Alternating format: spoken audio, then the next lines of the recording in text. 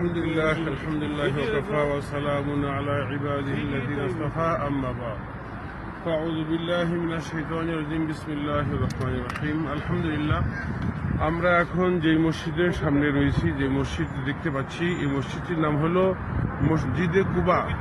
মদিনায় অবস্থিত মসজিদে নববী থেকে 3 কিলোমিটার দক্ষিণে অবস্থিত। এই মসজিদটি আমাদের প্রিয় নবী হযরত মুহাম্মদ সাল্লাল্লাহু আলাইহি সাল্লামের নিজের হাতের স্পর্শের মাধ্যমে এই মসজিদটি নির্মাণ হয়েছে এবং আল্লাহ রাসূল প্রত্যেক শনিবার সপ্তাহে একদিন মসজিদে নববী থেকে হেঁটে হেঁটে এই মসজিদে এসে 2 রাকাত নামাজ পড়তেন। এই মসজিদে 2 রাকাত নামাজ পড়লে একটি কবুলিয়াত উমরা হজের সওয়াব আল্লাহ তাআলা দান করে। এটা মসজিদে কুবা মদিনার প্রথম মসজিদ, অনেক বরকতময় মসজিদ, অনেক দামি মসজিদ।